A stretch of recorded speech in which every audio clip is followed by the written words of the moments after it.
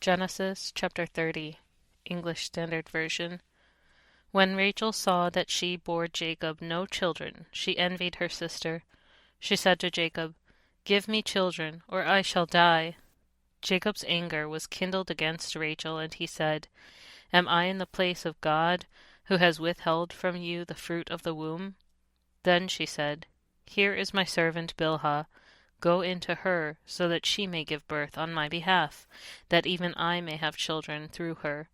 So she gave him her servant Bilhah as a wife, and Jacob went in to her.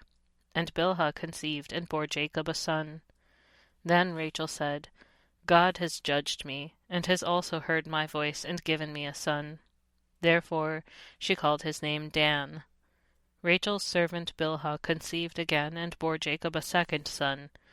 Then Rachel said, "With mighty wrestlings I have wrestled with my sister and have prevailed." So she called his name Naphtali. When Leah saw that she had ceased bearing children, she took her servant Zilpah and gave her to Jacob as a wife. Then Leah's servant Zilpah bore Jacob a son, and Leah said, "Good fortune has come." So she called his name Gad. Leah's servant Zilpah bore Jacob a second son, and Leah said, "Happy am I, for women have called me happy." So she called his name Asher. In the days of wheat harvest, Reuben went and found mandrakes in the field and brought them to his mother Leah. Then Rachel said to Leah, "Please give me some of your son's mandrakes." But she said to her, "Is it a small matter that you have taken away my husband? Would you take away my son's mandrakes also?" Rachel said, "Then he may lie with you tonight in exchange for your son's mandrakes." When Jacob came from the field in the evening, Leah went out to meet him and said, "You must come in to me, for I have hired you with my son's mandrakes." So he lay with her that night. And God listened to Leah, and she conceived and bore Jacob a fifth son. Leah said, "God has given me my wages, because I gave my servant to my husband." So she called his name Issachar. And Leah conceived again, and she bore Jacob a sixth son. Then Leah said, "God has endowed me with a good endowment. Now my husband will honor me, because I have borne him 6 sons." So she called his name Zebulun. Afterward she bore a daughter and called her name Dinah.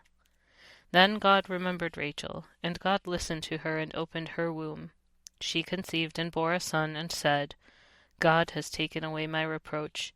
And she called his name Joseph, saying, "May the Lord add to me another son." As soon as Rachel had borne Joseph, Jacob said to Laban, "Send me away, that I may go to my own home and country. Give me my wives and my children for whom I have served you, that I may go, for you know the service that I have given you." But Laban said to him, "If I have found favor in your sight, I have learned by divination that the Lord has blessed me because of you. Name your wages, and I will give it." Jacob said to him, "You yourself know how I have served you, and how your livestock has fared with me, for you had little before I came, and it has increased abundantly, and the Lord has blessed you wherever I turned. But now, when shall I provide for my own household also?" He said, "What shall I give you?" Jacob said, "You shall not give me anything. If you will do this for me, I will again pasture your flock and keep it. Let me pass through all your flock today, removing from it every speckled and spotted sheep, and every black lamb, and the spotted and speckled among the goats, and they shall be my wages.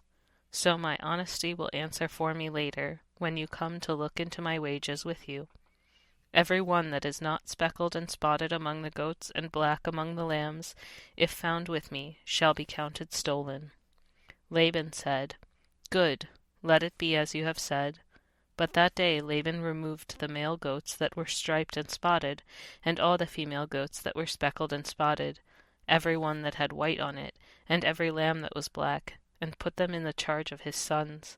And he set a distance of 3 days' journey between himself and Jacob pastured the rest of Laban's flock. Then Jacob took fresh sticks of poplar and almond and plane trees, and peeled white streaks in them, exposing the white of the sticks. He set the sticks that he had peeled in front of the flocks of the troughs, that is, the watering places, where the flocks came to drink.